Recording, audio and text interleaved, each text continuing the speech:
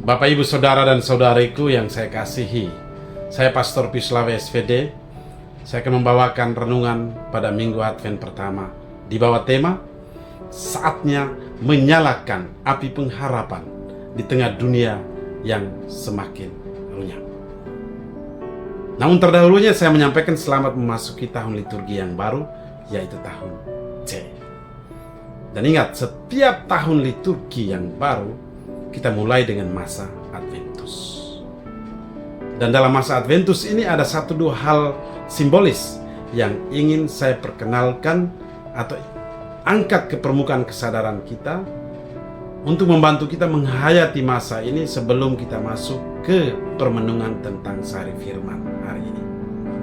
Pertama, warna liturgi. Selama masa Adventus, warna ungu mendominasi segalanya, dan warna ini artinya satu, hati yang penuh tobat. Yang kedua, lingkaran Advent. Kita tahu lingkaran itu tak ada putus berhentinya. Hidup yang tidak ada putus atau tidak ada berhentinya. Juga dia melambangkan kasih Allah, belas kasihnya yang tidak mengenal awal dan tidak mengenal akhir. Dan lingkaran ini terbuat dari dedaunan yang melambangkan Kristus yang datang untuk memberi hidup baru melalui sengsara, wafat, dan kebangkitannya. Dan dedaunan ini berwarna hijau yang artinya Yesus membawa pengharapan bagi kita. Seputar lingkaran ini ada 4 lilin. Ada lilin nabi yang berwarna ungu, ada lilin Bethlehem yang berwarna ungu untuk minggu kedua, dan ada lilin berwarna merah jambu untuk minggu yang ketiga yang disebut lilin gembala, dan ada lilin yang terakhir, lilin berwarna ungu yang disebut dengan lilin malaikat. The candle of prophet, the candle of Bethlehem, and also the candle of Zebur, and the candle of angel. Keempat lilin ini akan dinyalakan berturut-turut setiap pekan Adventus yang baru. Dan nyala api lilin ini melambangkan cahaya Kristus yang menghalau kegelapan. Hari ini kita menyalakan lilin Adventus yang pertama, lilin nabi yang mengingatkan kita akan pengharapan umat Allah yang menantikan kedatangan Kristus. Mengapa disebut lilin nabi? Ya, sekedar mengingatkan kita juga bahwa kedatangan Tuhan Yesus sudah diramalkan oleh para nabi, dibuatkan oleh mereka jauh sebelumnya. Baik saudara dan saudariku, berkaitan dengan lilin ungu pertama di atas dan maknanya, saya coba menghantar kita di bawah tema yang sudah saya sampaikan tadi untuk merenungkan sari firman Tuhan. Kita coba dengan mendalami realita atau kenyataan historis dalam kitab suci. Dalam bacaan pertama kita mendengar nubuat Nabi Yeremia. Ingat, Yeremia hidup pada zaman hampir 5 raja Yehuda. Dia hidup di selatan, kerajaan selatan, dan di sana dia sungguh fokus untuk mewartakan kebenaran. Dan dia fokus pada 2 hal. Pertama, dia menentang penyembahan berhala yang disebarkan oleh para nabi palsu.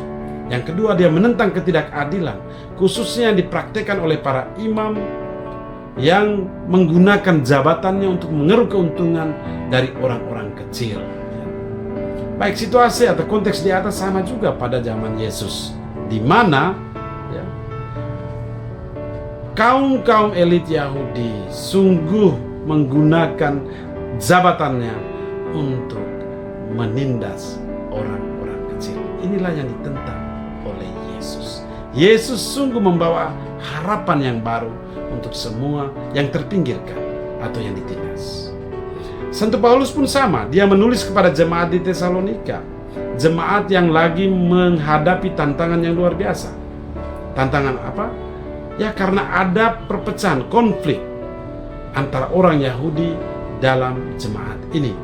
Dan Paulus menulis untuk memberi harapan yang baru bagi mereka agar mereka tidak putus asa, tetapi senantiasa berkanjang dalam iman untuk menantikan kedatangan Kristus yang kedua. Baik saudara dan saudari, Bagaimana dengan konteks kita? Konteks kita sekarang. Secara global, kita menghadapi ini.